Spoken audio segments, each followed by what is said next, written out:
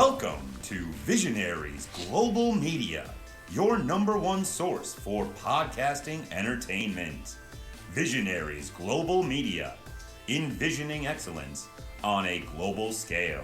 This is Banned from Ringside. Tonight on the Banned from Ringside podcast, the Forbidden Door opens to AEW. Goldberg returns to WWE. That should have actually been a forbidden door that just wasn't allowed to open. Dolph Ziggler shows up on NXT 2.0. That and a whole bunch more tonight on the Banned from Ringside podcast. I thought you were going to say that Goldberg was coming through the forbidden door. I was like, Jesus Christ, they're going to kill him in 3 minutes. Ooh, ditch that 9 to 5. It's time to feel alive. Hello, Marks, and welcome to the Banned from Ringside podcast. As always, I'm your host, Bill Vagey, a.k.a. the opening Sarah Homie. And sitting right across from me, that's an Olympics joke. That's a little Olympics joke. Sitting right across from me, we have Jason Cornelius Bell. What's going on, JCB? I haven't watched that much of the Olympics, but I caught that joker right away. That was good. Nice, good shit.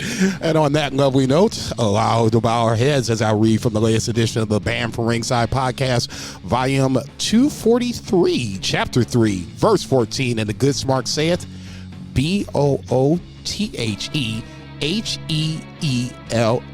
Hashtag boo the heels. It is all good, baby. Listen, share, subscribe, repeat the holy trinity of BFR. Quick shout out to my boys on Good Cop, Bad Cop. Thanks for having me on this weekend. It was a good ass time. Episode 181 for that lovely note. If you haven't checked it out, by all means, go check it out. It was a nice little hour and a half of little fun and antics. Good shit there. Outside of that, this decent week of wrestling, at least on the western side of the hemisphere. I've been watching a lot of the eastern side with Noah and TJWP. It's, I don't know. We'll figure something out here in a second. I'm interested to see what we're talking about with Goldberg and the Forbidden Door. Two different subjects on that scenario. And out there in Portland, Oregon, we have Two Beer Zach Pullman. What's going on, Two Beer? BFR West in the house. BFR West, John Tento on the streets, Tanahashi in the sheets, just keeping it rolling. I got my tickets for New Japan in Chicago, Windy City, what are they calling it? Windy City Riot, I believe. Windy City Riot. And, Moxley's going to be there. Cool. It's the weekend after my birthday, so a little birthday treat. Me and JCB. Looking forward to it. And, I think it's... No, don't give me that shit. What the fuck? No. You have first dibs. I was about to say, as the married man, I figured that you should have the first crack at... Holy shit, I didn't even know about this. No. See, this is what happens when you don't look at your text thread, man. I was about to say, I put it out there. Jesus Christ. I know. It sucks being left out. JCB's getting all these podcast features. Me and Bill are chopped liver. Didn't even... It was totally last minute, guys. Hey, anytime you guys want to jump in, they said you are more than welcome to get in on this escapade. So just a couple of genetics. Red I'm about Dragon. to throw myself through a window.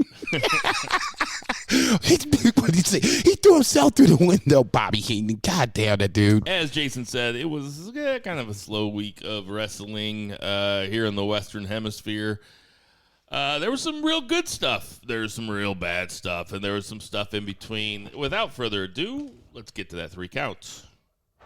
1, 2, 3. JCB, what's the 1 count? Just when you thought he was gone. Damn Saudi Arabia. Roman Reigns comes out on SmackDown on Friday night with Paul Heyman in tow, Usos behind him.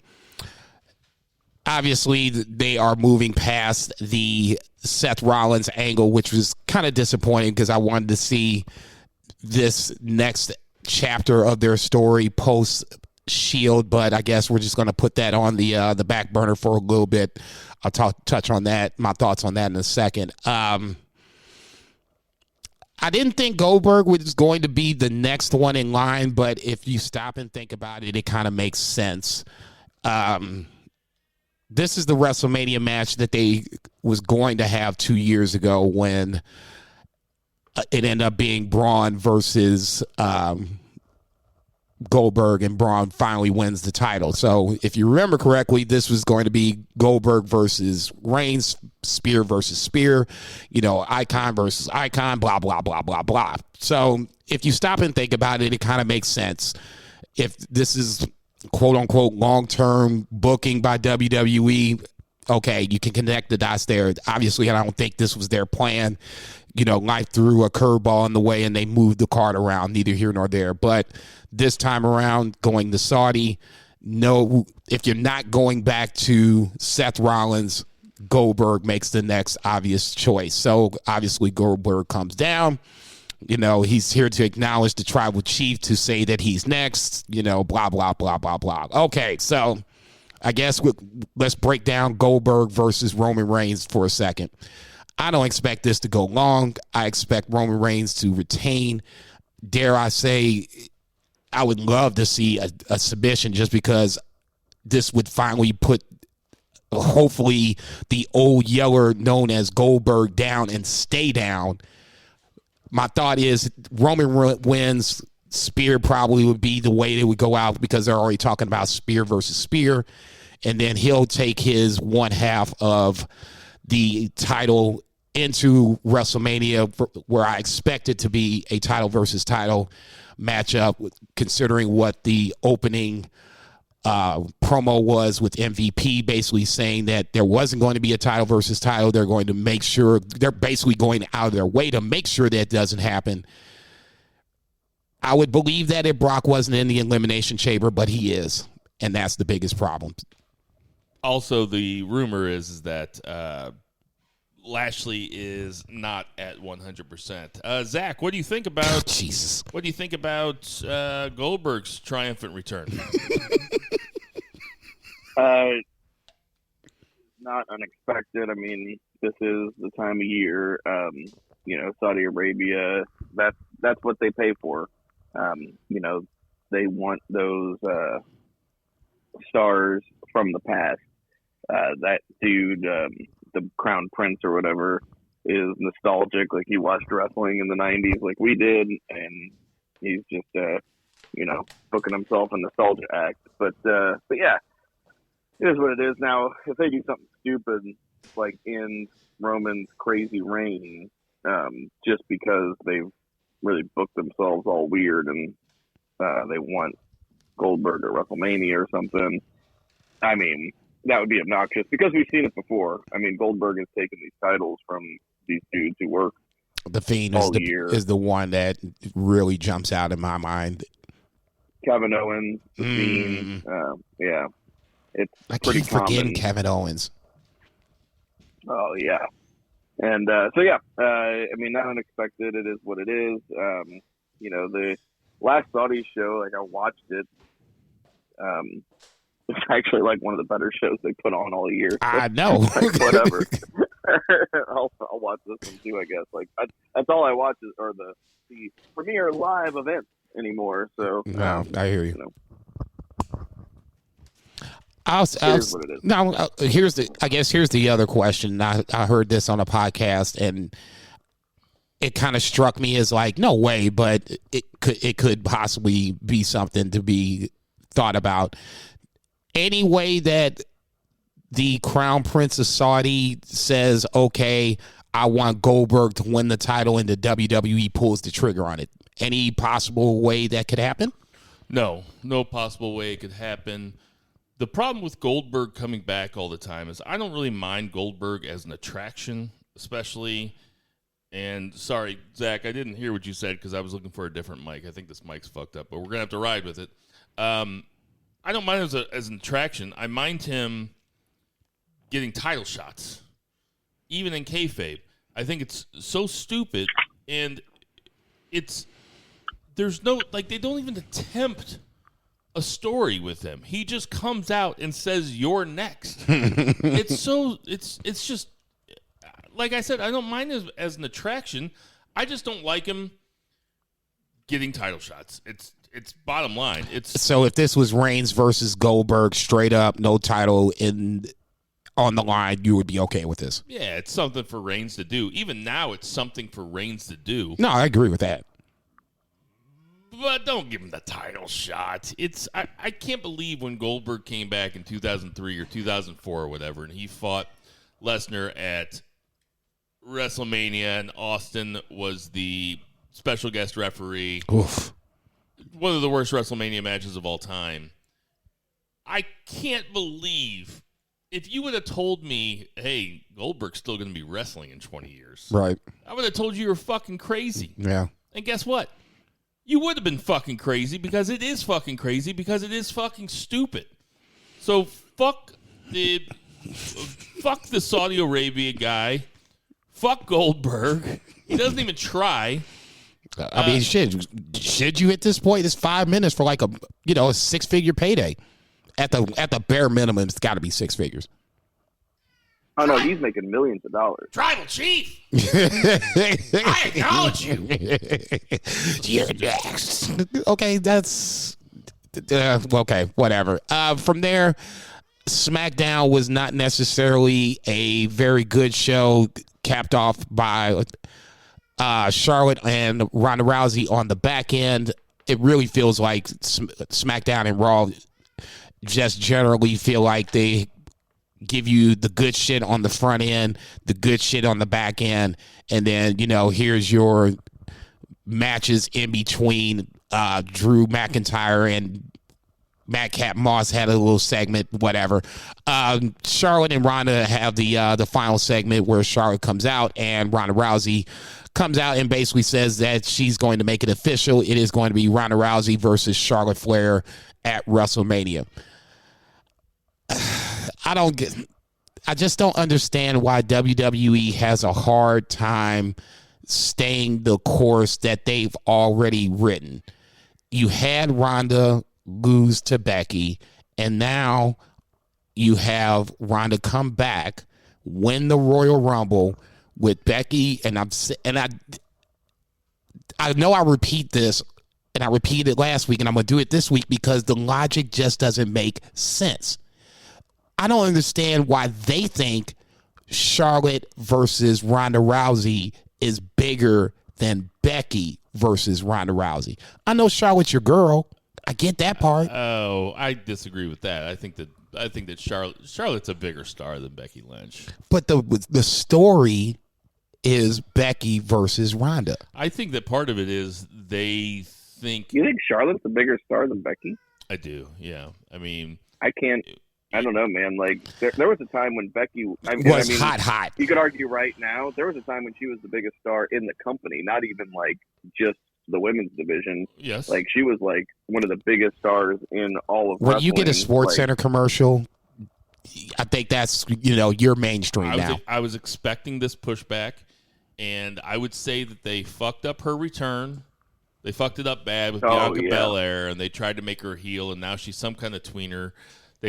She's going to get booed against Lita because if Raw is any indication, Lita still has a lot of, unless they were piping in a bunch of audience noise, which is possible. Very. Lita still has a lot of juice. But Charlotte, all things being equal, well, no, not all things being equal. I mean, Charlotte's a better wrestler. She has been around the entire time. Her last name's Flair, and she has more titles. And I think that she's a bigger star. Yeah. I mean, I don't. If you say that you disagree and you think that Becky's a bigger star, I'm not going to be mad at it. It's like I think that there's probably an argument for both, but to me, pardon the pun, I think that Charlotte is a crown jewel of their main event picture on men's or women's side. I'm not going to disagree with that. You said we are star.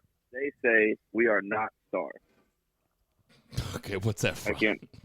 I can only speak, and I think you should leave snippets. That's all my communication has boiled down to is just excerpts and sound bites from I think you should leave. I think I have a problem. You think? I'll just say this. If you want to argue, if you want to debate, argue who's the bigger star, I think that's a debate that can be had. I'm not going to say that Charlotte isn't bigger. It makes total sense. They push her strong. You know, she's got a bunch of umpteen titles. Not necessarily credit to Charlotte. That's more for WWE booking. I'll just say this. I'm going to have a hard time watching that match and not think about what could be, what should be. If they do triple threat again, I'm not saying I'm going to necessarily shit on it, but you're going to have to make it a way where this makes sense. And it feels like they're starting to get to that point where Ronda's in the middle and you have both champions clamoring for this match. I don't want to see it because we did it already, but I wouldn't be surprised if we got to that point, and that would be a night one closing match. Why didn't they give Ronda a manager? I know I talked about it last week, but goddamn, she really needs somebody to talk for her. She is. Who's going to manage her? I mean, what the fuck? Like I said last week, Ivory. I don't fucking care. Give it. Yeah, let's have Heyman do double duty. Like, yeah, you could have Heyman they're going to be in segments together. I don't know. Ken Shamrock. I don't give a fuck. Let somebody talk for her. No, Ken Shamrock is in the Impact Hall of Fame. He's not coming back anytime soon. Look, back for it. Who cares? Look, I'm not saying that she's not very good on her promos, but unfortunately, this is one of those things where Vince A doesn't like to do it, and B, I wouldn't necessarily, and this is just me in my own little fancy booking world, I wouldn't necessarily want to see Heyman with Ronda, even though it makes a ton of fucking sense. That's a bloodline angle. I don't want to see Ronda come into that as the first woman. If anybody comes in as the first woman of the bloodline, it should be Naomi. Yeah, that makes sense. I'm probably done talking about this. You guys want to talk about anything else, or should we get on to AEW? No, unless you guys want to talk about Ricochet and Cesaro versus Ridge Holland and Sheamus. The epitome of WWE. Ricochet wins in probably less than 5 minutes, and then they spin that into a tag team match with Ricochet and Cesaro versus Sheamus and Ridge Holland, and Sheamus and Ridge Holland wins the tag team match.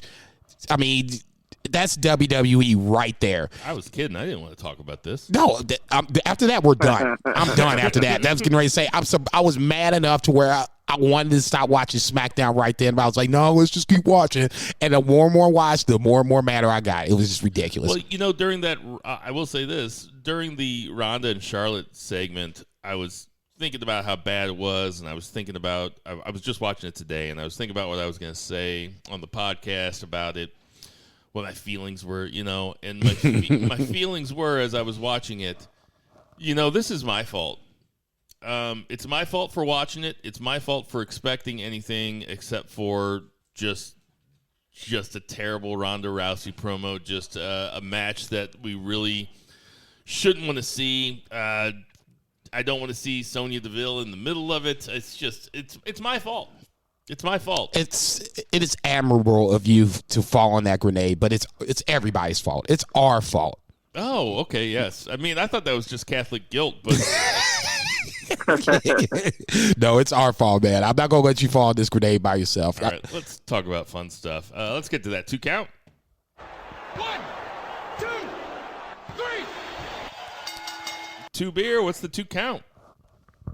2 count was a very fun episode of AEW Dynamite last night. I was very anxious about this because I was looking forward to it all week. I was texting you guys about it. Jesus Christ Almighty. I thought our stardom conversations were starting to get out of hand. But yeah, I was, looking forward to it, and I wasn't able to watch live, and I was worried about spoilers, but got home, sat down and watched it, and very fun episode. I will, fun episode overall. Criticisms because I want to be fair, and I want this as a point of record. Exhibit A, 0.34 for whenever folks say that I don't like one thing on WWE, but I don't mind it on AEW. This thing opened like a Raw. It was a very long talking segment, and then they made up a match for the night. And I was like, well, you guys have a plan? Usually they have a rundown. There's 12 segments in there. They're like, Wardlow in action, MJF speaks, Jericho talks about the inner circle, like blah blah blah. They have like the whole show completely formatted, and you know what's going on. And I'm like, so it just kind of broke the fourth wall a little bit in the sense where I'm like, what were you gonna do if this didn't spontaneously happen? And that's always bugs me about openings of Raw. So it bugged me a little bit here, but it was a very fun segment overall. I had a ton of fun with it. MJF is so ridiculous. The book that he gave Justin Roberts to read, and Justin Roberts' delivery of it for his entrance was very long, very dry. Perfect. Yes, and he comes in on a literal palanquin and just makes out with like the models that are walking him out, which apparently I saw somebody said on Twitter that's his real life girlfriend, which made me feel a little bit better because he just. I thought that was a random chick too. I was like, oh, wait, dude, slow down. That's a good example of how like we kind of know too much. Like I kind of wish I didn't know that. No, I needed to know that. I'm just like, dude, slow down, man. Let the one girl just like peck him on the cheek, and then he goes over to the mega hot one and just like, going hard. And I was like, oh what man, the fuck is this? I needed to know that for my own personal sanity, because there is one thing, if you want to be like, Ric Flair, kiss all the chicks, I get that. This was on the total opposite end of the spectrum. It didn't, the opening of it didn't occur to me that it opened like a Raw until you just said it. And it did. And I'm not trying to be contrarian here or zag where Zach's zigging. That's hard to say. Zag where Zach's zigging. Say that 5 times fast. But it's one of those things that I kind of give AEW a pass on because they never do it. I get. It is a total DQ. Yes. Everybody freaked out because there was a DQ on Friday. It's like it's the first time it's ever happened on Rampage. It's setting up a no DQ match. Like people feign outrage, and I'm not feigning outrage. I'm just pointing it out. Yeah, and it's a fair thing to say. It just didn't occur to me while I was watching it. I watched it last night. Usually Wednesday nights, my sister comes over, and her and my wife gives her and some friends like a yoga lesson downstairs, and I watch the baby, and I watch Dynamite. And I read my book, and it's just a really it's some bill time. It's some bill time, And last night, my sister came over, and she came over with her husband, and her husband was going to do yoga, and then they all got high before they were going to do yoga, and then they were like, "Well, we're not doing yoga." Let's hang out. I was going to say mistake. And my sister's like, I hear her in the other room. Ask Aaron, do you think Bill will mind? And she goes, as long as he gets to watch wrestling, I think he'll be fine. And I was like, yep, that's right. And so I partook a little bit, and we had music on. So I was watching this Raw with 3 people that don't watch Raw. Or, sorry, watching Dynamite with 3 people that must be some residual left over. With 3 people that don't watch it. But my sister watched All Out with me one time. I think I talked about this. So she kind of knows some of this stuff, and she's, like, interested in it. She's like, what is this? What's going on? Because she listens to the podcast sometimes. So I watched it with the sound off, slightly high, and I thought that this entire show was just so good. It was just segment after segment, and I went that doesn't include the first segment. I watched that live, sober, by myself. And I was a big fan of that. I went back and watched just seriously, like from front to back. I think this is one of the best Dynamites they've ever had. Now, Zach. Like none of the segments were all out 10 out of 10 5-star segments, but everything was pretty much either super entertaining, newsworthy, or noteworthy. I mean, you got the MJF Punk segment that was fun. You got a Wardlow squash. I think Wardlow has improved so much since we first saw him. At the beginning, it's kind of seemed like he was AEW's version of a WWE guy. And now I just think, Now I just it seemed like they just brought him in because he had muscle. Yeah, and I think he's like charisma personified, man. He's just his facial expressions. He doesn't overdo it. He doesn't play to the back row. He knows how to play to the camera. I just think he's great.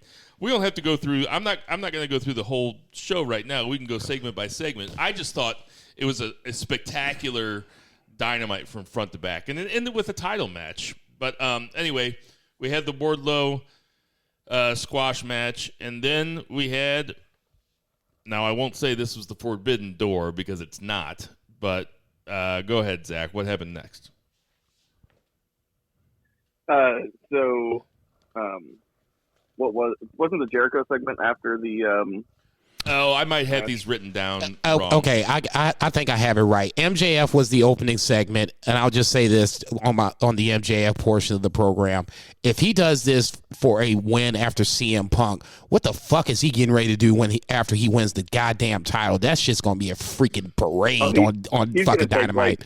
Entire hour. Oh yeah, I was going to say 2-hour promo. I was getting ready to say this joke is getting ready to shut down. Andrade was next with Sting and Darby Allin. Go ahead, Tubular. Oh, dude, the Andrade is a perfect example of a guy who's just getting better each week. Where we're just like, oh, you got Andrade. Like, what are you doing with him? And now, like, I really see him entering into the TNT title picture because he's mentioning it, but also like.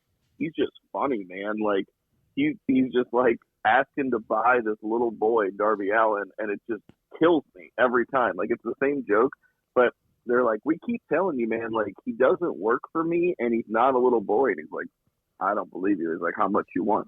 Just like wants to buy this little boy. Incredible. And I think you should start reaching out to Chris Jericho to buy Sammy Guevara next.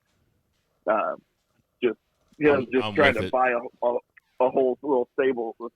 I think he should try to buy Luchasaurus to be like an ox or something in his in his bean fields. Let's not encourage this. I mean, come on. This is. I didn't say bean fields because it's racist. I didn't remember. Probably a good idea. I didn't remember what else they grow down there. No, that's corn. That's probably best for us. Oh, corn. Yeah. I guess I'm the dissenting vote on this. I haven't been a fan of the way they've used Andrade since he's come in. This Hardy Family Order, merger, whatever you want to call it, just doesn't seem like it's not working for me personally. Obviously, it's working for you guys. I don't think anybody likes that. No, I don't think anybody likes that. I just like his character work. The fact that he's actually getting like time to talk, even though he's not like a native speaker, and he's making it work. Well, he's actually getting time to get a character over, period, as opposed to just being a workhorse, a work rate guy. Which is totally fair. I guess in this scenario where we're talking about WWE, where they don't have people, they don't have managers to talk for them, Andrade to me is a perfect example of somebody that should have that manager. His best success in the last 3, 4, 5 years is when he was in NXT. He was the NXT champion, and you had Selena Vega as the mouthpiece. That was perfect. Yeah. To me, it should have been something along that same scenario. Granted, if it's WWE's idea, okay, but you can always enhance upon that. You remember that Gargano match? Yes. Whew. Okay, that's what I keep, because people keep coming to me as like, Andrade's a mid-card guy. You just need to accept that. No, I can't accept that because I always think to that match, and if you're going to tell me you can give me that kind of in-ring stuff, all we need to do is find you a way to get the character over. Shit, you can't tell me that Andrade is a mid-card guy. I'm going to tell you something that very possibly happened, and I got goosebumps just thinking about it, was Andrade wins this Face of Revolution ladder match or whatever at the pay-per-view, wins the belt from Sammy, and then after Johnny Gargano's kid's born, he's doing an open challenge. And he opens the show, and they do a 5-star match for the TNT Championship as Johnny Gargano's first match in AEW. Let me book the territory. Let him book the territory. Give me this pen. You don't know how to act. Give that man the pencil. I say you already putting Johnny Gargano into the title picture with 1 minute. Give me a break. All right, what's next, Zach? So then we had I don't know if I have the right order, but talking about squash match is what I have next with. Well, I shouldn't say squash match. It was totally not a squash match. Wardlow versus. Wardlow. He sold some. No, I think he sold a lot actually. The knee injury throughout the match was something to. It was totally another layer to what already was a slow babyface turn. Babyfaces usually have to fight through injury or fight from underneath. This was the former, where he fought through the knee injury and overcame the blade. When it finally came down to the symphony of power bombs or whatever the case may be, that's when it was like, okay, this is the Wardlow we're used to seeing. For me, it was just like, okay, the opening segment when he was like rolling his eyes or whatever, he didn't get any love from MJF for helping him out. And then this segment where he had the knee injury, and this is a total babyface move. You know, he fights through the, whatever injury to get the win.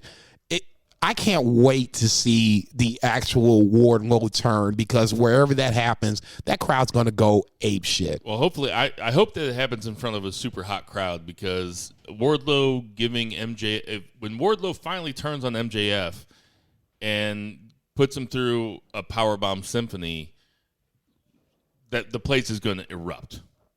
Like, it really feels like it might really feels like be Sean Spears to have to go through that, but either way, it's going to be nuts. Just line them both up.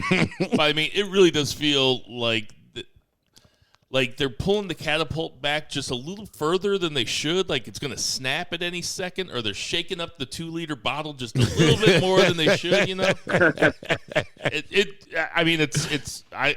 Like I said last week, I enjoy what they're doing, but now I don't want it to happen too quick. Now I think they gotta give it another few weeks. I think it ultimately happens at Revolution, whenever that is. That's because there was March 2nd, maybe. It's sometime in March. I just can't think of when it is. March 6th. Okay. March 6th. The essential too, because remember they planted the seed that MJF said, you're going to go out there and win that Face of the Revolution ladder match and give me your title opportunity. So there is that, to where maybe Wardlow's the one that wins the TNT title opportunity, wins the ladder match and then refuses to give it to Max. So that could be a thing too. But yeah, we're all looking forward to it, and they did a good job of continuing the story.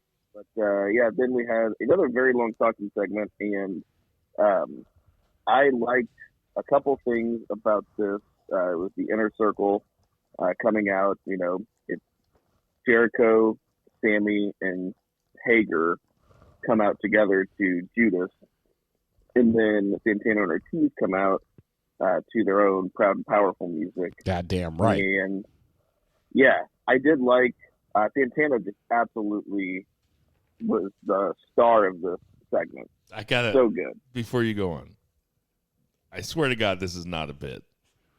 You can't tell these guys apart. Was he the one that talked first or second? Oh, Jesus fucking Christ. He was the one that talked first. I thought they were both great. I really did. I thought that they were both great.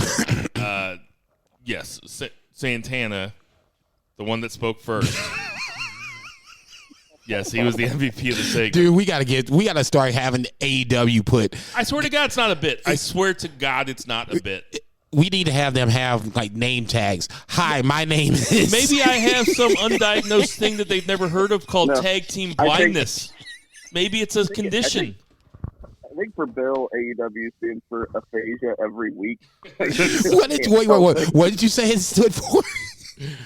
Aphasia every week, and that's the face blindness.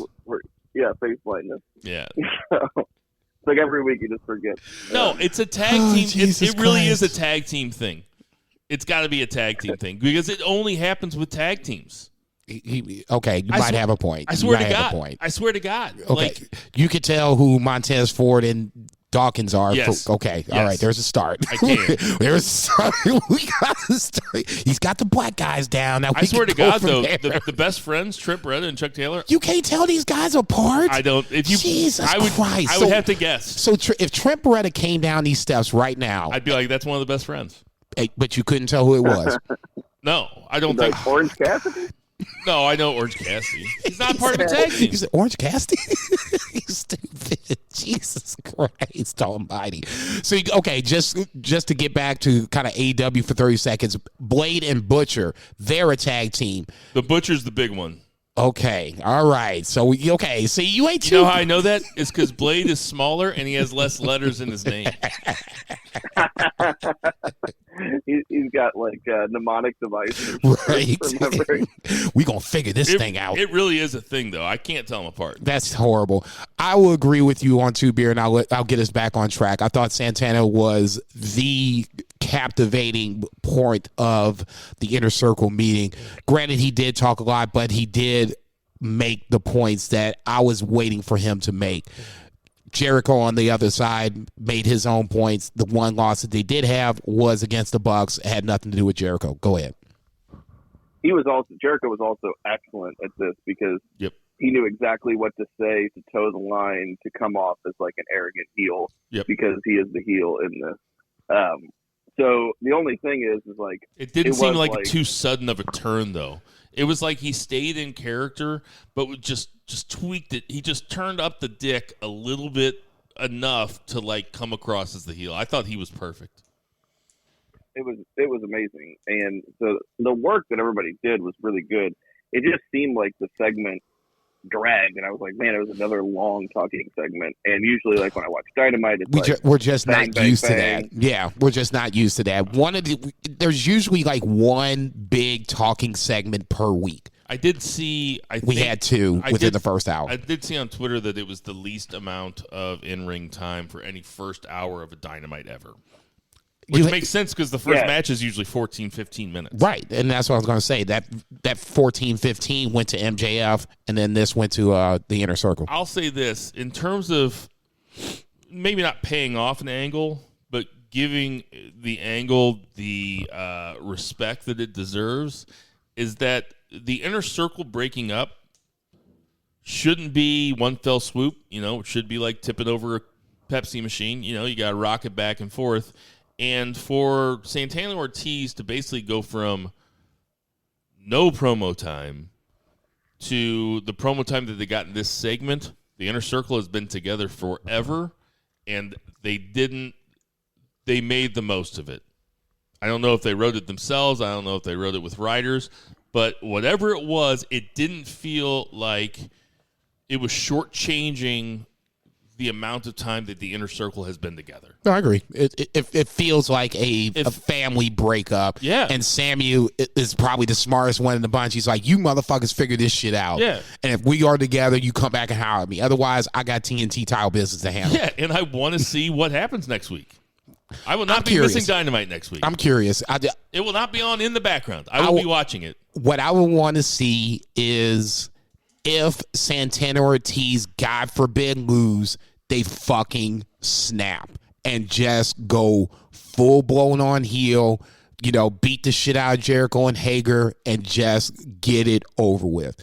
That to me is the only thing that I can possibly think of that would not even make sense, but just something that I would want to see. We lost Zach here. I'm going to call him back real fast. We might be able to get him back. This is a little peek behind the curtain, everybody.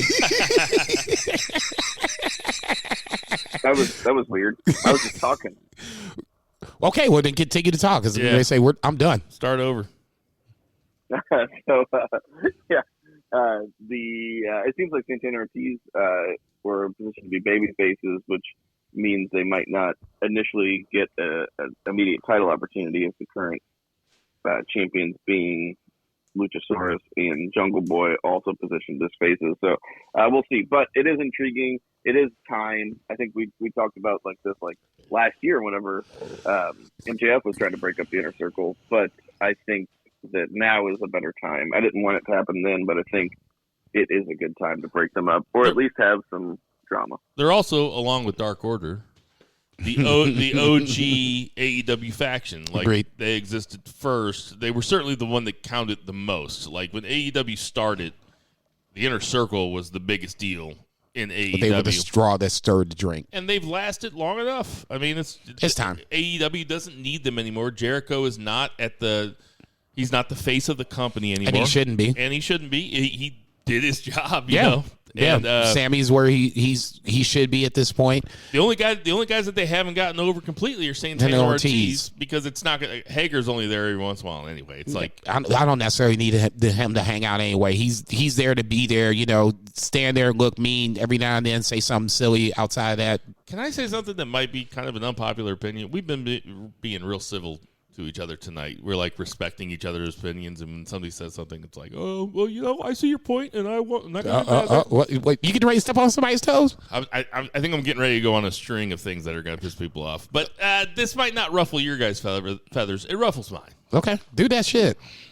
I'm so sick of watching just a bunch of meat buckets that look exactly like us sing Judas in my mind every single fucking week.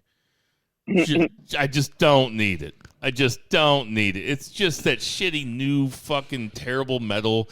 It sounds like, I don't know, like that's the musician in you coming Breaking out. Benjamin or Coltrane. I don't know. It just sounds like shitty fucking metal. And watching all those dorks sing along with it. And I'm not talking to you guys that are listening to us. Not at all. You guys aren't the dorks I'm referring to. You guys are cool. It's the guys that don't listen to BFR that sing Judas. Fucking you guys are the dorks, man. Hit the bricks, dorks. You guys know what I mean? We're all in this together. Okay. I don't think it's that big a deal. Honestly, I think it added something and take it for what it's worth. For this particular segment, I thought it was a little something more because it was more like a swan song. In my head, I'm like, okay, yeah, y'all better get this shit out because this ain't going to last too much longer. Sooner or later, we're going to bury Judas and we're going to move on to something else because the inner circle is going to have to break up in some form or fashion. So yeah, get this shit in now because like I said, a month, 2 months from now, we might not be singing it anymore. Zach, do you sing Judas in My Mind at home while you're watching it? Like get all pumped up like you and Dexter, like pumping your right fist, like both of you guys being like, I don't even know what the words are. No, I will say it's funny. Before I knew that the lyrics were I've become a, I always thought he used to just sing, Mommy come, Mommy come, Mommy come. I was like, this is a weird song. Hey, Zach, there's this thing called Google. You might want to check that shit out. No, man. Just I let it ride. I Google Mommy come all the time, and Chris Jericho never came up one time. Set him up for that. Jesus Christ. God damn. He's heating up. That is good. I can't believe you walked into that. Oh my God. You didn't even put it on a tee. Like you held it in your hand. Right? I was like, sir, are you ready to tee off? Yes, I am. Oh, shit. Did you lie down on your back with the golf tee in your mouth? Ball on top of it? No, he's good. He's good. We do this all the time. It's my ear. It's fine. All right, so shit. we'll get to one of my favorite segments here. I bet it was.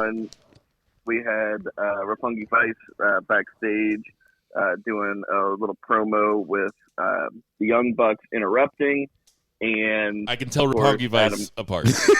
Yes. So one of the guys is Trent Beretta. So if you can remember that guy is in Roppongi Vice. I know, but he's not. I know he's that not standing next to Chuck E. T. So that's the problem. He's not Rocky Romero. I know that. That's a goddamn shame. Oh man. So we had Adam Cole attack from behind, lay those guys out with low blows, and then we had Switchblade Jay White walk onto camera. I thought this was really well done. It was very understated. He comes in, grabs, I think Trent, could have been Rocky Romero though, throws him into the truck. Just looks whoever one of these jokers. Of cool. Pulls his leather jacket back to show his T-shirt a little bit. Looks over at Nick, says, "Nice earrings," and then spins. That's it. Like that's all we get. But the earrings being, he's been wearing like nice earrings. They've been referencing it on being the elite.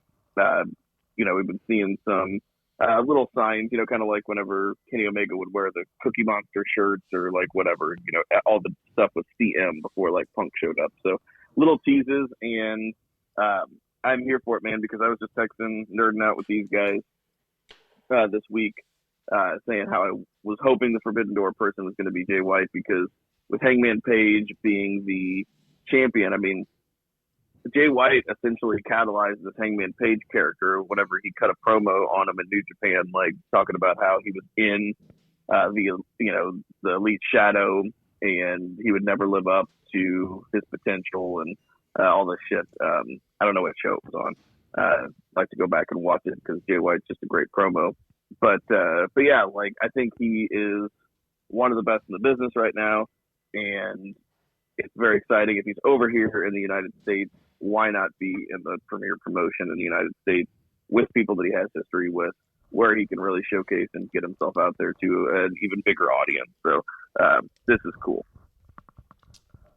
Yeah, I mean, I love having Jay White in AEW. I will kind of disagree. It was an understated way to bring him in, and there were 2 debuts on this week's show. Both of them were understated, if you ask me. They weren't very well. No. One was, the other one definitely was not. We'll get to the Limitless one in a little bit. Jay White being here fucking rules, though. It sets up so many different ways they can go with the story of the Bullet Club, and it's like new Bullet Club versus old Bullet Club, and old Elite versus new Elite, and there's lots of different ways they can go with it. I think ultimately it comes back to Adam Cole, Jay White, O'Reilly, and Fish versus Omega, the Bucks. I mean, that's probably where it's going. I have complete faith in AEW, though, that they're going to tell the story well. And I don't care if it takes a year, 2 years from now. I mean, there's enough guys to where even if there's a couple injuries, they can still make it happen. Obviously, they have to set it all up. I'll just say this. I think ultimately this segment was about any pushback about what the quote-unquote forbidden door is. We all have our definition of what the forbidden door is. For me personally, the forbidden door is someone that is contractually signed with another promotion, and they come in to a separate promotion and they have a one-off segment or a couple of segments or whatever the case may be, and then they go back to their home promotion. Yeah, that's okay. It's not even a real term. I mean, it just got made up. Okay. For me, the forbidden door is the curtain when Goldberg's standing in Gorilla. Don't let this motherfucker out for shit, huh? That's right. Somebody stand in front of him. Right. And then Vince McMahon's just back there saying, the forbidden fruit must be tasted. Gross. That just is a whole other visual I don't even necessarily want to see. I think this was TK's way of saying, okay, I don't know what the forbidden door is. Okay, this is the forbidden door. I'm not putting my hopes up for Jay White to be on AEW television programming any more than bits and pieces. From what I think I know, Jay White has done Impact tapings for their weekly show, so I'm expecting to see him more on Impact more than I do on AEW. If he comes out next week and they have something, great. But I'm not going to sit up here and do what I did the first time when Kenny Omega and Jay White were on Impact, and I was like, holy shit, this shit's getting ready to happen. This is one of them times, especially with AEW, I'm going to have to let this shit play itself out, because we can just go on to so many what-if possibilities, what-if scenarios. I agree with your ultimate what-if scenario. It should probably be Bucks and Omega versus Red Dragon and Adam Cole. Neither here nor there. We're not even close to that because Kenny Omega ain't back. I need to see what happens next before I start jumping on the Jay White bandwagon. Jay White's in AEW. To me, like I said, this was more about, I know what the forbidden door is, and this is an example of it. Boom, Jay White. Yeah, I just want to see him wrestle. Of course. No, of course. Of course you want to see him wrestle the AEW roster. You know what I'm saying? But I mean, for me, like I said, I see him on Strong, so I see him wrestle. But if you wanted to do it, Jay White is probably the best example of somebody that is in the United States, that is contracted to New Japan, that you can bring into AEW matches and check all the boxes for the Forbidden Door. Is it going to happen? My knee-jerk reaction is to say no. It checks all the AEW boxes because he's Jay White. Check. And he is white. I ain't gonna do that, man. I ain't gonna do that. They'll say your boy Keith Lee's back. Well, your boy Keith Lee is here. Speaking of white people, we had Isaiah Cassidy versus Keith Lee in Keith Lee's debut. Turn down your mic, man. Come on. I'm dead, dude. This motherfucker said, speaking of white people. So, but yeah, Isaiah Cassidy comes out and his music hits. We see the Limitless. He gets a huge pop, huge reaction. I loved the way Matt Hardy's face looked. He just looked like this was the worst thing that could possibly happen to his boy. And Isaiah Cassidy made Keith Lee look like $1 million. And I mean, Keith Lee did a good job of that himself, but Isaiah Cassidy just bumped so hard for this dude. And Keith did some fun power moves, did a little bit of his agility stuff, nothing too crazy. And yeah, Keith Lee is all elite. He is on his way to the Face of the Revolution ladder match at the pay-per-view. He had a ton of charisma. And another little fun thing that I want to throw out there about Matt Hardy, he goes over the barricade after Dude, you stole my thunder. I was like, this motherfucker's leaving. Ain't this a bitch? And then commentary was like, that's pretty erratic behavior. And they knew 100%. It was just full on Jeff Hardy tease. Because, Matt Hardy goes over the barricade just like his brother. They described it as erratic behavior. Just absolute Comedy Central. And I wouldn't even go with Comedy Central. That sounds like a troll ass move to me. Oh, you want to be cute? Obviously, Jeff's gonna come over. It's just a matter of time once his 9 days is up. Yeah, I missed that. Okay, I missed it, but that's really funny. Once he said that and the comparison with Raw on the opening segment, I never even thought about AEW being like Raw until Zach just said that. Right. And it totally makes sense. This is a jab at WWE, because now you did all this to Jeff. You tried to run him out of Dodge. He passes drug test and he's bouncing to go to AEW. It's just a matter of time. Pretty good. Now, all that being said, this just going back to Keith Lee, I don't understand what WWE didn't see in Keith Lee. You want somebody that's big and you want him to wrestle big. Isaiah Cassidy was the perfect person to have him to go up against. You could easily throw him around. He screams like a little girl when he's up in the air real high. I mean, the first 5 minutes, he threw him from right to left. I was like, oh, shit.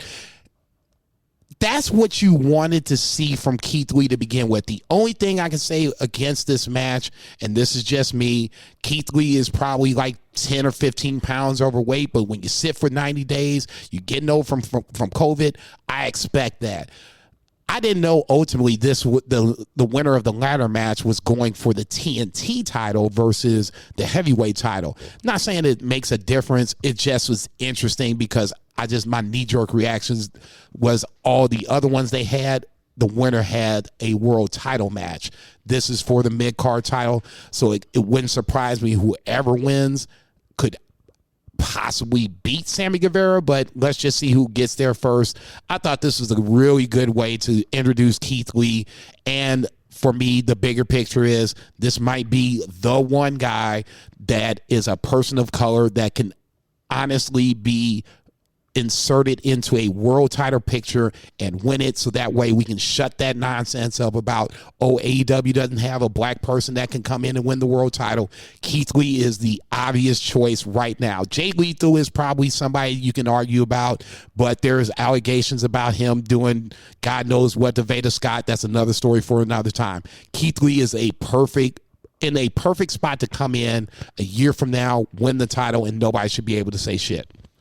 Yeah, I think that Keith Lee should win the AEW title At some point. And I think he is the guy to do it. The guy has so much charisma. But I do think that this outing kind of showed, well, he looked a little blown up at the end of it. Oh, yeah, for sure. And yeah, he did look, he did some stuff. It was a 4-minute match. The whole thing about Keith Lee when he was in PWG, even when he was in NXT, was that here was this massive guy that can do all sorts of shit. He can do everything that the little guys can do. Now it looks like Limitless is the nickname they gave him at the Golden Corral in College Station when he went to Texas A&M, because that motherfucker is fatter than he was before. He's got to drop some lbs. He is too big. He was too big last night. When the leapfrog was the one spot that I wanted to see, it didn't get as high as I wanted to see it. No. I will give you that. No. But I think there is reasons for that. Has he wrestled in between the time he's gotten released until this point? No, but he also had COVID, and it really messed with him apparently pretty bad. I'm willing to give those two aspects a pass. They should have waited to put him on TV then. Then when you... I mean, he looked fat. I'm not here to fat shame anybody. Fatter than Chris Jericho. So what? You're going to wait a week, 2 weeks? They should put him in a tag team with Jericho so Proud and Powerful can fight Fat and Flabby. You ain't shit. God, I want to come over there and beat your ass. God damn, you ain't shit. Flabby piece of shit. No, dude, come on. I'm talking about Chris okay, Jericho. I was about to say, man, come on. You started to get a little disrespectful. Oh, you think so, Doctor?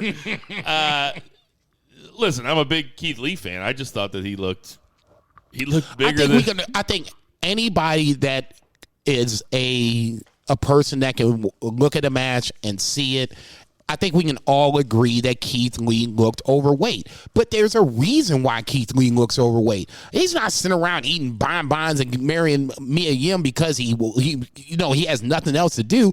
It's basically because they allowed him to sit down for 90 days, and now you can't do anything. You're getting over COVID. You're planning a wedding. I mean, damn. At a certain point, he's 38 years old, dude. You got to stay in shape. If you don't stay in shape when you're 38, it goes away. If you can't do the things that keep you in shape, you hear me out? You hear me out there, Portland? If you that really did rock me. Like, I got you, Javier. I got you. If you can't do those things and stay in shape, then what's you gonna do? I mean, I get what you're saying, and I'm not going to sit up here and disagree with it. I'm just saying there are valid reasons that these things aren't happening. Enough said. I just really wanted to make that Limitless joke. Any other thoughts about Keith Lee's debut? You look good. So we had, after this, CM Punk and his mystery partner, which ended up being Jon Moxley versus FTR in, a legit fantastic tag team match. Got a little busy towards the end with Tully Blanchard interference and Jesus, him kind of having a hard time going up for a go to sleep. But this match was awesome. Just really fantastic tag team wrestling. With Punk and Moxley being the ones on the other side of FTR, both of those guys are mega protected, and Punk had just lost last week. Moxley doesn't lose much. He has the most wins in AEW history, and it is, just it's something that doesn't happen that much. So going into it, I'm like, well, FTR is going to lose, especially because the stipulation is that MJF will be wrestling, CM Punk if CM Punk can win, and they probably want to do that match because, it's a money match, maybe something to do for the pay-per-view. I don't know. I didn't expect FTR to win, but I can understand where it is interesting where you guys have two guys that never tagged in their life beat like one of the greatest tag teams of all time. So that part is iffy. I could see some folks arguing that it shouldn't be like that. Regardless of the outcome, this match loved it. Is one of those people that you can see having a problem with that outcome on this podcast right now? Yes, and I can point to him for the jurors. Okay. Oh. Let the record reflect that Zach was pointing at the black guy. You didn't say that. You didn't ask him who he was pointing to, okay? Yeah, objection, Your Honor. You gotta let the record reflect. Objection, Your Honor. He never asked a follow-up question. Yeah, I'm that guy. You know I'm that guy. I'll just say this, man. You said everything that I wanted to say, and I guess my biggest problem with this is the fact that not only is, if this was like the Mega Powers, like you fucking Hogan and Savage, okay, maybe I'll give you the pass on that. Kinda is the Mega Powers for is AEW. It? Yeah. Is it? Yes. Is it? Yes. Has Punk won anything yet? No, Not but really. he's a huge... If you want to do, okay, fine. Let's just say it. They're, for the sake of argument, they're the Mega Powers of AEW. I'm not necessarily saying that I don't agree with it. Just do it against somebody else. They're the two biggest baby faces in the company. Then do it against somebody else. If AEW, one of the big things we had a love for AEW with, or at least for me, was tag team wrestling. If you're going to do your potential top 5 tag team like this against the Mega Powers, the AEW Mega Powers in this case, then I have a problem with the concept of single wrestlers beating a legitimate tag team to begin with, number one. Number two, especially now in this scenario where you didn't have Mox and Punk even really acknowledge each other until this point, and now you're getting them together and they beat FTR. FTR can absorb the loss. We can all agree upon that. Just pick another team and then build up to the FTR match to where now FTR has to defend MJF for they're the last line of defense. Yeah, but Punk had to win to get his rematch against MJF. So they were like, go find somebody back there that even likes you. Besides these two dweebs. And he went back and got John Moxley. Okay, and commentary did a great job. Okay, Moxley beat MJF. Crowd went nuts. Look, I'm not disagreeing with the call. I mean, what a fun moment. It caught me off guard because I'm like, okay, who's in the back? Who's in the back? Moxley's obviously back there, but he was one of the last people I was thinking of. And he came out, I was like, okay, this makes sense. But it still shouldn't take away from the fact that FTR is one of those tag teams that you're going to have to come back to at some point to get this tag team division over. You're a nerd. It's okay. It's okay. Don't talk to my dog like that after I called you. I thought it was a really fun segment. I thought it was a really good match. It did get a little busy at the end, but I mean, it was a match that had stakes too. I'm not disagreeing with that. The only thing I really, really hated was Tully Blanchard, the interference with Tully Blanchard. If you're going to interfere, don't be swinging your gold coat. Take the coat off and put some motherfucking, bows on this motherfucker. Don't be like, ooh, get off my boy. Get off my boy. I was like, dude, I don't even recognize you at this point. Were you a 4 horseman or you just that dude right now? Damn. Zach, anything else to say about this? No. What do we got next? What was next? There was some stuff in the middle. There was a couple women's matches that did not do much for the women's division here. Actually, only one, as far as I can tell. No, there was 2 matches. There was Jade versus AQA making her AEW debut, and that match is a little clunky in spots, but I mean, I thought it was pretty entertaining from where I was sitting. And then there was Serena Deeb squashed. Oh yeah, I forgot about named Katie Arquette. Serena Deeb. It was a real quick match, but any relation to David Arquette? I don't think so, but the name was spelled the same. The match was real quick because Serena Deeb's manager just thought that she was out back by the dumpster having a smoke, but tables 13 and 14 needed more iced tea. I gotta beat your ass right now. God, I can't stand you. Table 13 was mad that their Bourbon Street steak was a little overcooked. You face shit. I'm mad at myself that I'm laughing because you were making that joke. Serena Deeb is dope. Okay, the fact that you think she's the Applebee's server makes me mad that I'm even laughing at that joke right now. Unreal. She offered her opponent a 20% off coupon for their next visit. Okay, see, they tapped out. Hey, Dollar margarita. Hey, Margarita Wednesdays. Hey, Two Beard, you ain't supposed to be co-signing, motherfucker. It's your 2 count. Get a hold of your 2 count, man. I'm just saying, if they ever wanted to win the belt, they should quadruple seat her and then have her just take a break. She can come out, whoop some ass, get back in there. Man, kiss my narrow ass. Okay, bring extra lemons for water and shit.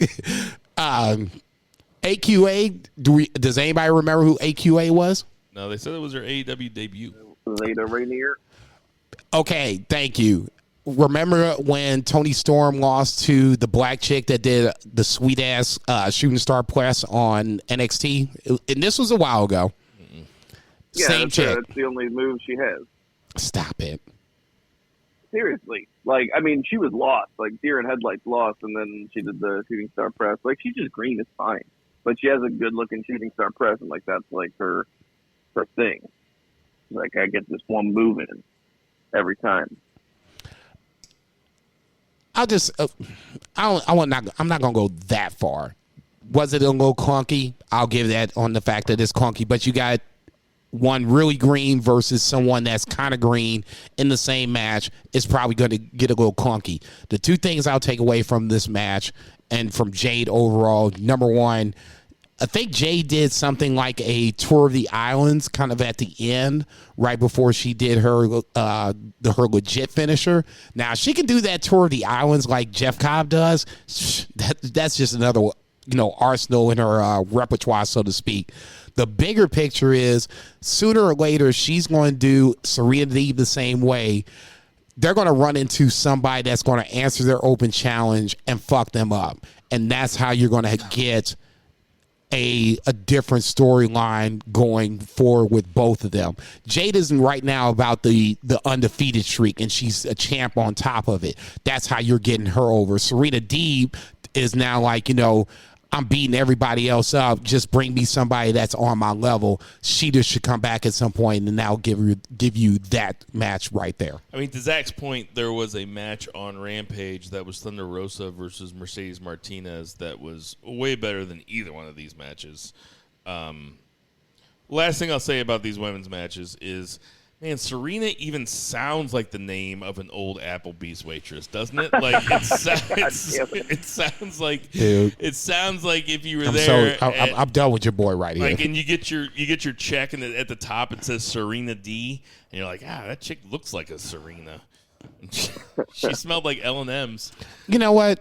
Kurt Stallion, dog slapped the shit out of you about a few years ago. I want Serena D to come over and give you like that one-legged, Boston crab, and let's see how long you last on that one. That to me would be the next big ass BFR episode. You bring Serena Deeb over here and have her go to town on me, I guarantee you I'd last about 8 seconds. Chick looks good. Hey, I didn't say I was above. I didn't say I was above banging old waitresses. Jesus Christ. I'm so glad I swallowed that beer before he really made that joke. That makes me feel a lot better. Go ahead. I'm happily married. By the way, to a woman that used to waitress upstairs. And then finally, we had Adam Hangman Page versus the Murder Hawk Lance Archer in a Texas death match. Jason, what did you think?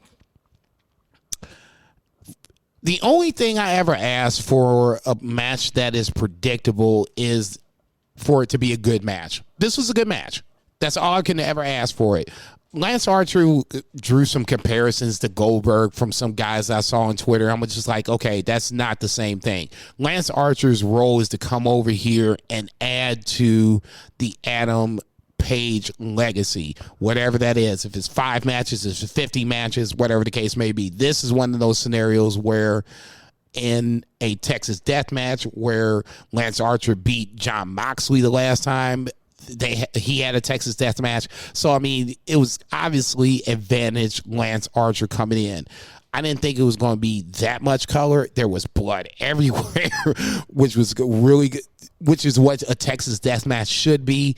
One of the big spots is where Lance Archer bounces Adam Page off the steel steps. I'm thinking, okay, and I like the fact that Archer, pounded on the steel steps, hey, this motherfucker, this shit's real. And when he put the blackout on him, I was waiting for the steel steps to bounce, and they never did. Page hits that bad boy, bounces off. At the end of the day, brutal. I hate the fact. Brutal. Absolutely brutal. I hate the fact that it's 2 things that I didn't really necessarily like the match about in this scenario. I hate the fact that they went away from it when it was picture in picture, when Lance Archer was really starting to, and this is just me being a little ignorant, just I like to see a little blood. I wanted to see how Lance Archer took that fucking ring post and started to dig into fucking Adam Page's head and then busting them open. From that point, it's just blood everywhere. That's the way a Texas death match should be. The biggest thing is it was obviously predictable who was going to win, but I like the story that they told from point A to point B.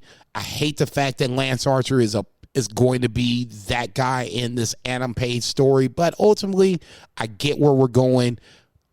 Adam Cole comes out. It all makes sense.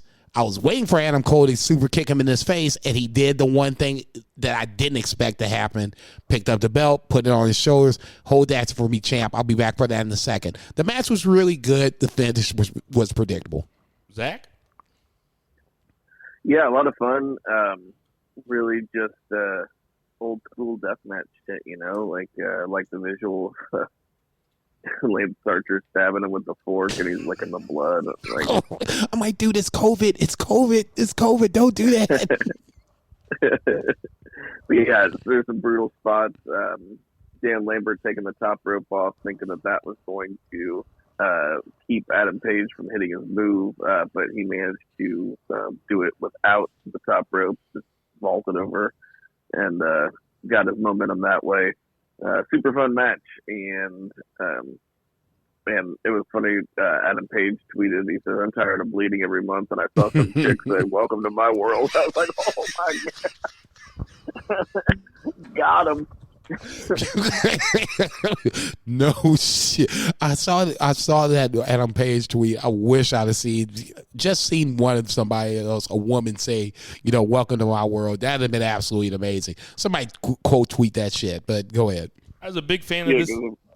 Big fan of this match. At first, I didn't get that joke, and then I was like, "Oh." All right, go ahead. This match was exactly what it should have been. It was a successful title defense for Adam Page, which is, putting the title on somebody is a good move, but letting them defend that title successfully a couple times is an even better move. See Big E Langston. Ooh, you stole my thunder. I love that they took off the top rope. It makes it.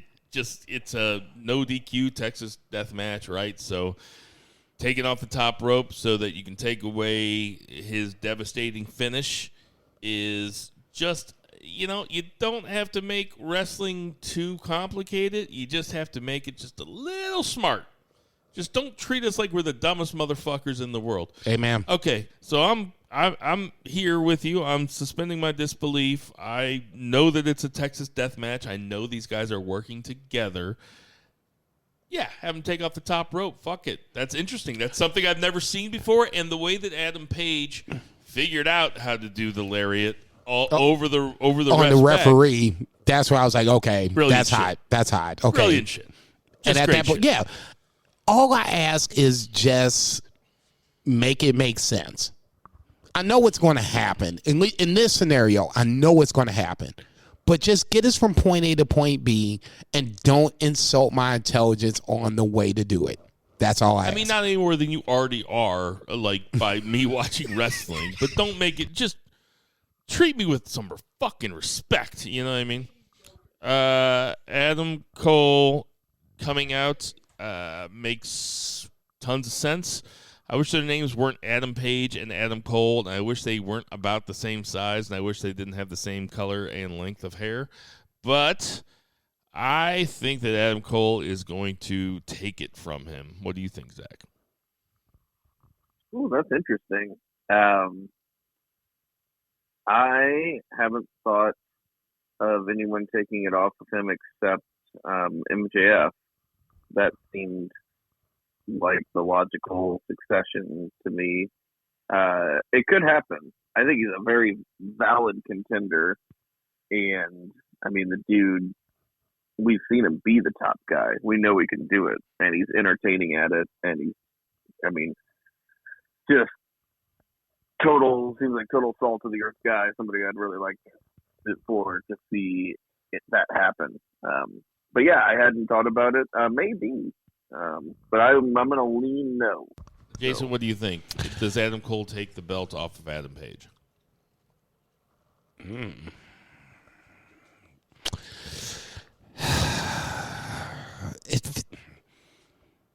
It feels early. I guess that's my knee-jerk. I mean, I expect Adam Cole to be the champion at some point, but I mean, my knee-jerk reaction would be like it feels early. But that's actually maybe a point in its favor to do it because they tend to have these longer title reigns. So it could, maybe that's the reason why they did, this Lance Archer match. And, the other matches where, Adam Page is dumping blood. Here's my argument for it. AEW, well, I'll say this. Adam Page has already gone over Kenny Omega. Check. He has had a draw and an hour-long draw and a 30-minute win over Bryan Danielson. Double check.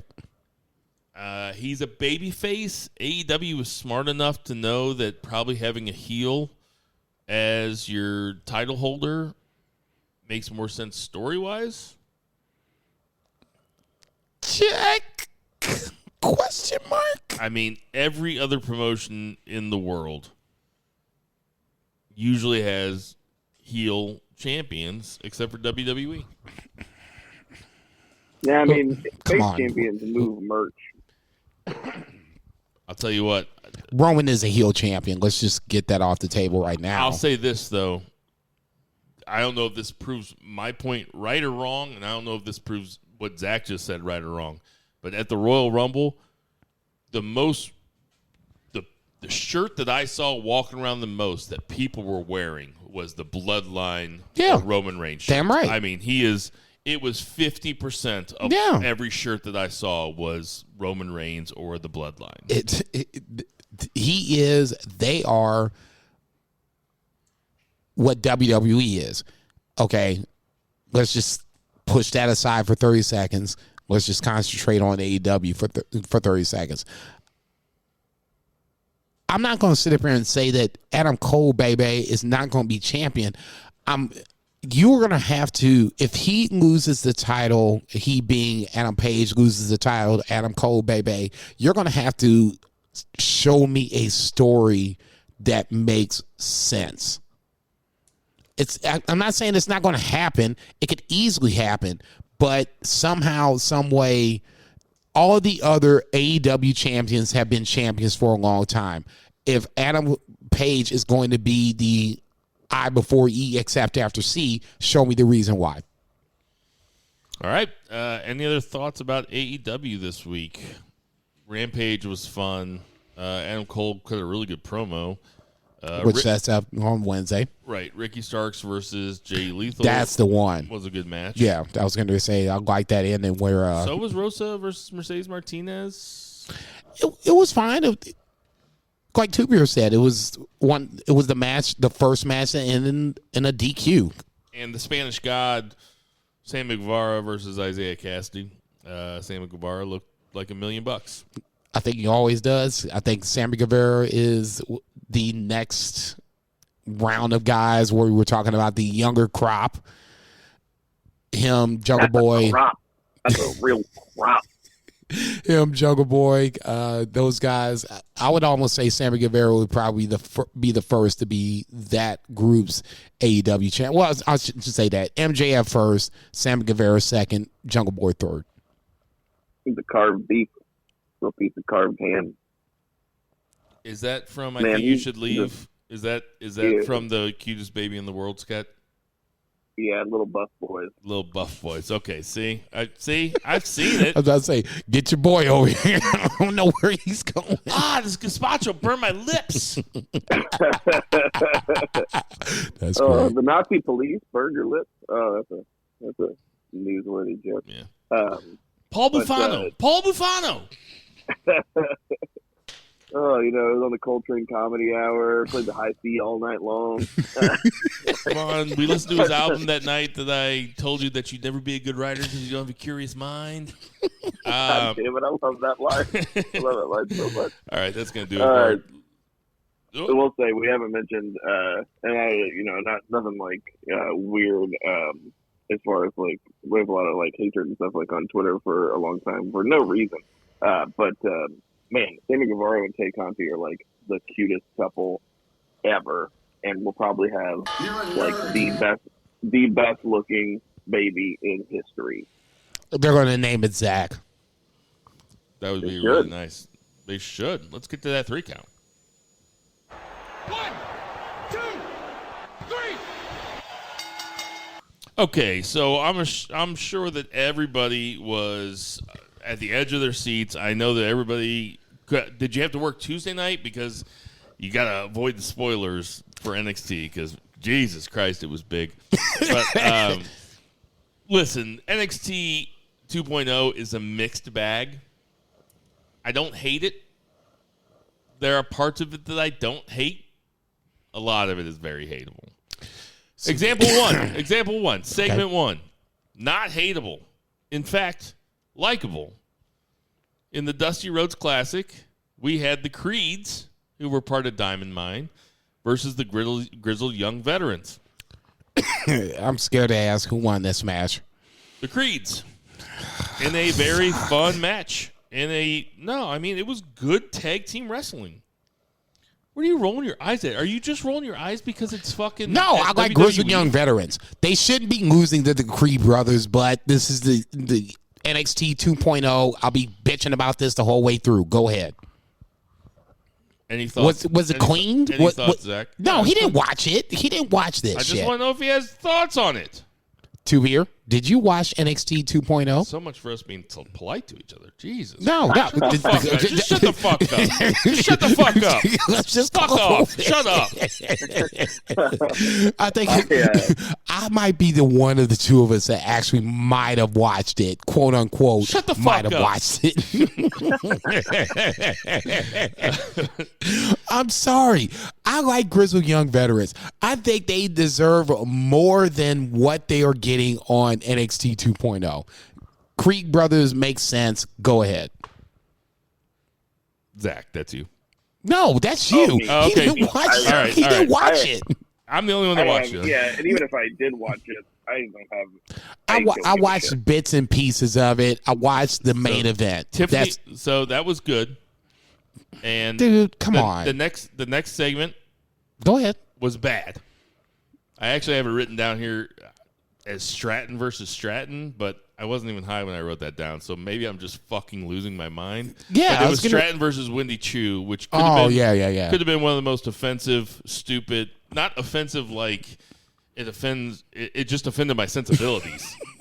Like, not only as a wrestling fan, but as a TV watcher, it was. You terrible. know, Wendy Chu is the former Tia Shaw, correct? No, I didn't. I don't. But they saddled her with a terrible gimmick, just absolutely awful. Like, Tiffany Stratton, I think, is easy on the eyes. Is she good in the ring? I mean, I guess there's the question. no. Okay. Next up, we had Draco. Fuck, I didn't write down his last name. Draco Anderson? Malfoy. That's what I say. Don't look at me, man. You I say this is where I have left NXT and WWE in general for a weekly basis. Draco Anthony. Pete Dunne versus Draco Anthony. I was wondering where Pete Dunne was. Pete Dunne goes over in 6 minutes and 50 seconds. Jesus I think Christ. he's in a tanning bed right now. No, it's see, you ain't shit. Dunne is going to have a match against Tony D'Angelo. Okay. Oh, now He you should know change what I'm his name talking to about? Well done after being in that tanning bed for so long. Tony D'Angelo buried, quote unquote, Pete Dunne like weeks ago, and now Pete Dunne just came back. So it was more like, where is Pete That wasn't Dunne? a burial. No wonder everybody Funeral, on Twitter. whatever, blah blah blah. I was more worried about, is Pete Dunne coming to the main roster, or is this a scenario where He's having a weaponized cage match against Tony D'Angelo. a weaponized cage match? Yes. What is a weaponized cage match? It's like that match The that Jericho asylum and, match. It's like that match that Jericho and Ambrose had a couple years ago, where they were in a cage, but there were a bunch of weapons in there too.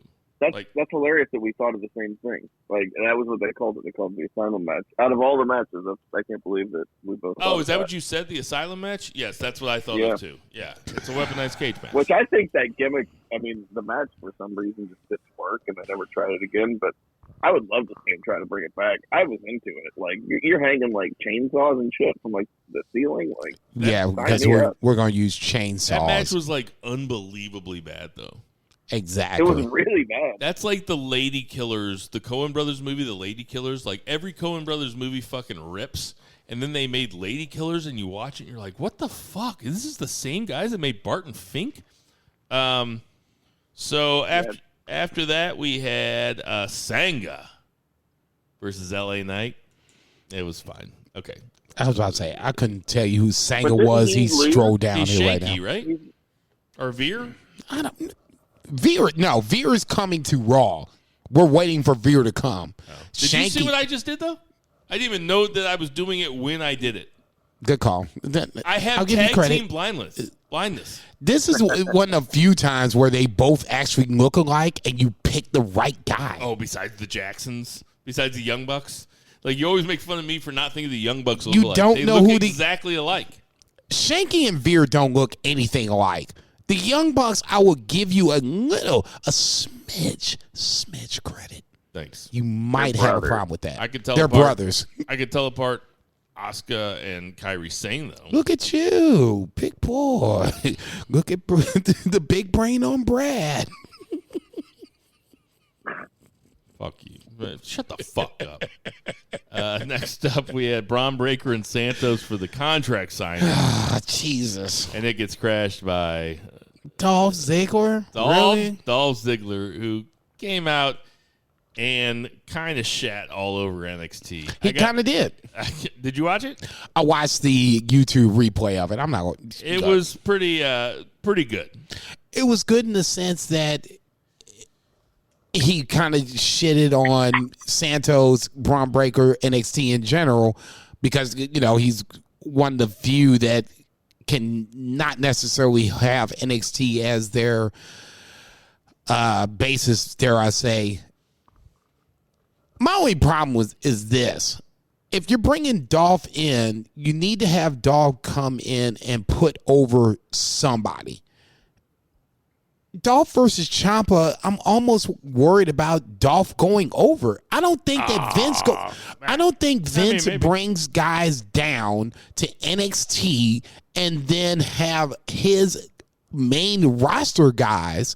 When he came out, it wasn't like it was an NXT Dolph Ziggler. It was Raw Dolph Ziggler. Oh, yeah. And And that was the first thing I tripped off of. I There's was like, something okay. way more heelish about him, too, when he has straight hair. Yeah. When he straightens his hair, he looks a lot more heelish. Zach, Looks like a Karen. Zach, does Ziggler versus Ciampa move your needle?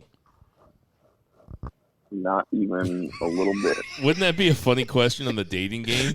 It's like Bachelor number 3. Does Ciampa versus Ziggler move your needle? No. I just can't think that Ciampa versus Ziggler moved my needle. You know, I kind of think that Ciampa is cute, but I like straight, long hair. So I like to think It would be like, Bachelor number 1 would be like, chomping on my zipper might move my needle. Jesus. Bachelor number 2. When's the last time you brawned to someone's breaker?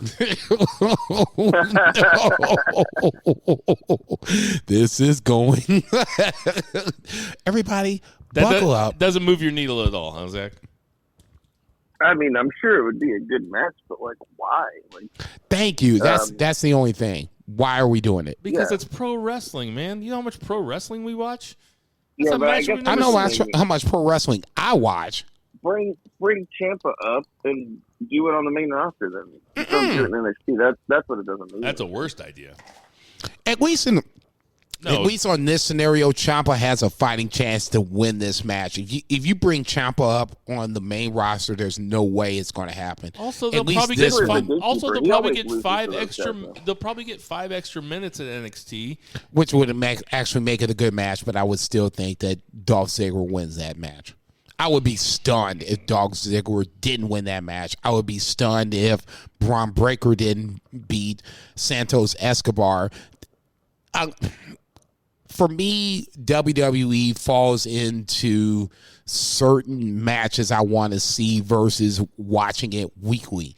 I want to see Braun Breaker versus Walter. I'm not calling him Gunther. That motherfucker's Walter. I want to see, if we're going to do title versus title, I want to see Brock versus Roman Reigns, all the chips in the middle. At this point, especially with the main roster, it's so thin, there's no reason to have 2 titles on the men's or the women's side. So that's why I'm not necessarily opposed to a triple threat match on the women's side. Put it all up on the table. Let's just be done with it. I'm not going to sit there and say that WWE can't make stars, but they don't do it very well. So let's just have 1 title on the women's side, 1 title on the men's side. Here's your mid-card titles. Have your tag team champions on the men's side. Let's just eliminate the women's titles, tag team titles altogether. That's how you fix WWE, in my opinion. Yeah, there should only be 3 singles men titles: the heavyweight title, Check. the Intercontinental title, and the 24/7 title. That's it. yeah. This motherfucker. More titles. Give me more titles. This motherfucker was like, oh, yeah. No, do not co-sign with this Man, shit. when you gave me the check on the first one, I was like, ooh, I got him hook, line, and sinker, man. When I dropped this 24/7 joke, I got him. We're going to skip past Saray and Dakota Kai. Saray won. Dakota Kai, Jesus, why did you bring her she's back? 1.0, I guess. MSK versus... give me a second. Inofe. The 2 black guys. Yeah. Yeah, Real black guys, Yeah. super black guys. like African black guys. Well, the one's name is Inofe. Yeah, Enos. I won't say Enos Inofe, but I remember who you're talking about. Who's the tag team partner Idris again? Inofe and Malik Blade. Yeah, Anyway. Malik Blade, the really thin black guy. About an 11-minute match. The black guys against won? MSK. No, MSK went over, but Okay. it was a high spot fest. That makes sense. It could have easily opened up a Dynamite and had the crowd going nuts for Well, it. that- Oh, I forgot Interesting. to say my favorite part of the Dolph Ziggler promo was when he said to Ciampa, he's like, "This is your home, right? You called it this your home?" He's like, "The same 200 Floridians come in here and they'll cheer for anything you do. When you taking the helmet off, when you taking off the training wheels," and then that was on. It's like, oh shit! Really good stuff. Anyway, MSK versus the Creed Brothers is the Dusty Classic Finals. Oh, real classic. Stop. Oh, good. No, actually, go ahead and shit on it first. I'll go a second. Go ahead. Didn't MSK beat Grizzled Young Veterans last year? Yes. Okay. So, I mean, they wanted to change it up a little bit. Dude, here's my problem with... Go ahead, Tuber. I'll let you go first. I'm not. He doesn't have any. Okay, here's my problem with this. If you're going to make it 2.0, then just make it 2.0. There's like... Kaylee Ray lost to Mandy Rose in the main event. Like, that was a shocker that was going to happen. They keep Io Shirai on NXT when you know she has no business on NXT. She has checked off all the NXT boxes at this point. So now she's on NXT. Why? To put Mandy Rose over. Right, wrong, or different, that's happening. Kaylee Ray, God bless her, she was running NXT UK for damn near a year and a half, and now Mandy Rose, fuckery or not, she beats Kaylee Ray. That's what I don't like about this NXT. I will say, I do actually have an opinion. No interruption, but breaking news. 100% ready for NXT 3.0. Who's in NXT 3.0? I don't know. It's something different though, because this shit ain't working. It's fine. It's not fine, Bill. Don't. It's better than Raw and SmackDown. No, it's not. Yeah, it is. No, it's not. Oh, I disagree. I think it's better. I would rather watch NXT. I take that back. I would rather watch Raw every week versus watching NXT. That shit's brutal. It's not even bad wrestling. Now it's bad entertainment value. That's bad. I'm actually shocked to hear this. I'd rather Raw is a hard grind for 3 hours to go through on a Monday night. I'd rather watch that than watch NXT that's an hour less that is that bad. That shit's brutal. That shit's brutal. That's legit amazing to me. No, that's... Yeah, I mean, I had Sweet Box tickets to Raw because Raw was in Portland this week. I'd rather watch that than watch NXT right now. Zach, which one would you rather watch? The current, okay, Tuvir, the current we know it's NXT yeah, we got versus the current Raw roster. Which would you rather watch? No, I'd rather watch NXT. Oh, you out your goddamn It's not mind. even close, dude. Do you think you're ever going to see MSK versus Idris Enofe and Malik Blade fight each other on Raw? Okay.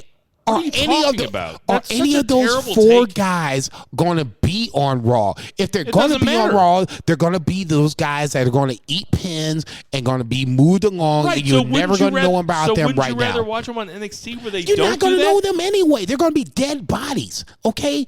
This is the sad part about, getting all excited about these guys on NXT. They don't matter on the WWE main roster. As a wrestling fan, it was an enjoyable way to spend 11 minutes watching MSK versus Idris Enofe. You want to watch $5 says we bring this up at the end of the year. He don't even remember this conversation. Of course I'm not going to remember this conversation. We have fucking 50 of these a year. Let's not die on this hill. Yeah, but I just think you'd rather watch Raw, which is like... I'd much rather watch that than watch what... Or watch just Roman Reigns come out and say, acknowledge, fucking...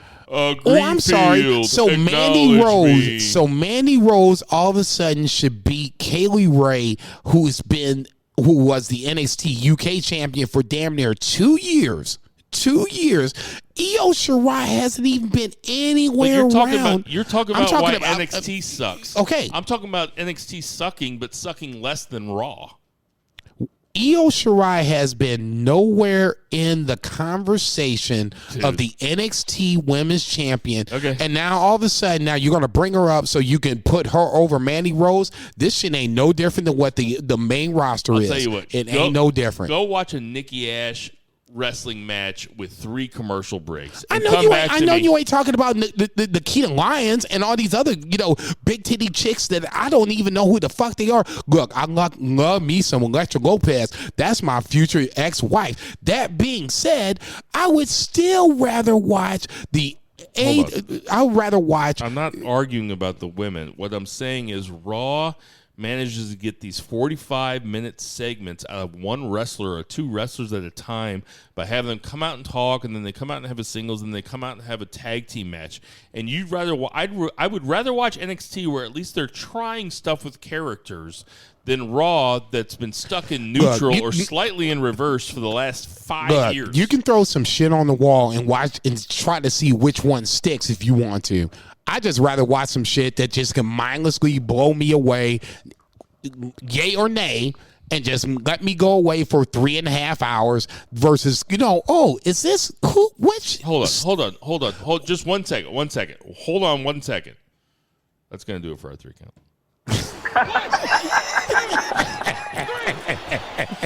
All right, some odds and ends here. I don't really have any odds and ends. Ooh, Bianca Belair versus Nikki ASH. Bianca Belair went 4 minutes. Yes. Miz versus the Mysterios. So Miz and Dom had a 3-minute match. Let's see here. Rollins and KO had a backstage segment. Okay, so KO versus Austin Theory. Okay, there you go. That's what I wanted to hear you say. What's up with that? Is KO getting ready to get into the Elimination Chamber? Yeah, I hope so, but I mean, they can just tell me what happens. I mean, it's my fault for watching this shit every week. So, here's my question: if there's pretty much 5-6 guys in there, and there's one spot of choice, it's KO, Austin Theory. You rather have KO in that last spot? Neither guy's going to win. No, Neither guy's going to win. No, I'd rather have Theory. I'd rather put a new guy over. Give KO the week off. I mean, he's making salary. It's like give him. I'm not disagreeing with you. I just wanted to see where your head was at on this one. Wrestling is fun when you have fresh stuff. I want to see fresh stuff. No, I want to see Austin Theory get bounced around the Elimination Chamber for like 20-30 minutes, give or take. I do too. Before he gets F5'd. Right. Well, I mean, everybody's getting ready to get F5 turned a little bit. Let me see. The Becky Lynch-Lita segment was fine. Yeah. Didn't really. Brock Lesnar's going to turn the Elimination Chamber into fucking Joplin, Missouri.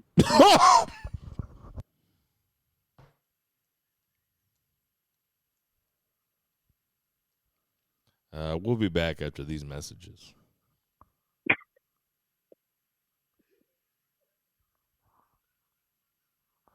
That almost killed Jason. For any, it went dead silent. Well, that's because Jason's dying. For any listeners that we have in the Joplin area, that we're donating to the cause. It's been years. Yeah, I just have Venmo'd the Red Cross my entire life savings for that joke. Unfortunately for them, it was $11. Yeah, I know. Like, Zach, who's the butt of that joke? You are punching down, sir. You are punching down. The butt of the joke, Vince McMahon. Yeah, okay, I guess so. I'll give you that. That's punching up. Remember the punch up, everybody. Riddle versus Seth Rollins would have been a lot cooler if they would have let it go. It turns into Arcade Pro versus Seth Rollins and KO. Rollins and KO win. We have to get at some point where RKO are Randy RKO's KO. Jesus, that's right. Gee, what's this? And Seth just kind of laughs and goes back. So is that are we headed to a Cold-blooded. Are we headed to another KO versus Seth Rollins WrestleMania match? God, I hope not. I really don't. I mean, don't get me wrong. The one they had, I guess, was a year ago, 2 years ago. No, it was the Performance Center WrestleMania, and it was the best. Yeah. It was the best match of the weekend. I keep forgetting that shit. He went when he jumped off the boat or whatever. Okay, Yeah. I don't want to see it. It feels like it's too close, but it's. I get it. I don't know. My knee-jerk reaction is to say no. I don't want to see it right away because this is a match I wish was for a belt. What, Seth versus KO? Yeah, if they end up doing it.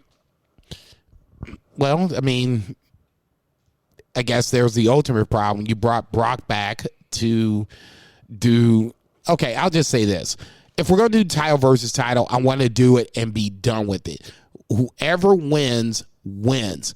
I don't want to see, two titles, main roster titles anymore, women's or men's. There should be one women's title champion. There should be one men's title champion. They're not going to unify it. You don't. The rosters aren't that deep anymore, Bill. A new shirt for Roman that says Roman 2 Reigns. I mean, it writes itself. And if that's not patented, we should go fucking patent it right now. I was going to say, Tubular Carr are attorney number one and patent that shit. John Number Mallett. 2, I think, are you not, I guess, which side are you on? Title unification, or do you have 2 titles?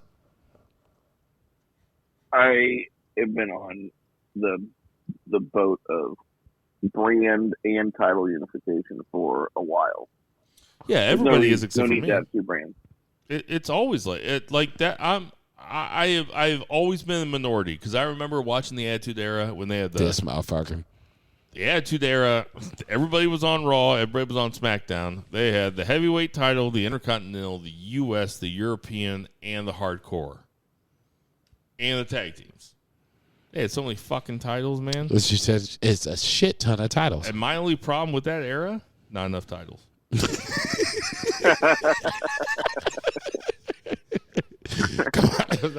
Come on, man. At a certain point, You ever seen the movie Multiplicity? With Michael Keaton. Yeah, I was gonna say, never seen it. Heard a lot about it. You know what my problem with that movie is? Not enough Michael Keaton. There's only 4 of them.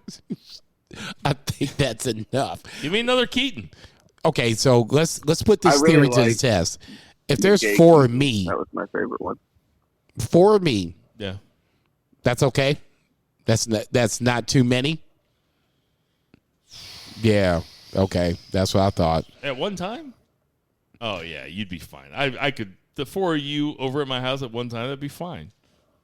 You're a very good house guest, and you're also really funny, and you laugh at all the right stuff, and you're very respectful. Like, yeah, I would love 4 of you. One of those jokers is going to be like 4 of me? One of those 4 of yous or the 4 of me's is going to be the bad 4 yous, 4 of me's. It's it's like the Dan DeVitos of twins. But they're all you, though. You said 4 of you, and you're not a bad one. Zach. Now that motherfucker there. Or Zach's. Wouldn't be able to feed him. Nope. Dude didn't even laugh. He laughs at everything I say. Now I'm gonna feel bad about that for the next week. He said nope. I'm sorry. I was actually very distracted. There's somebody at my house. Sorry. Do we have to drive up?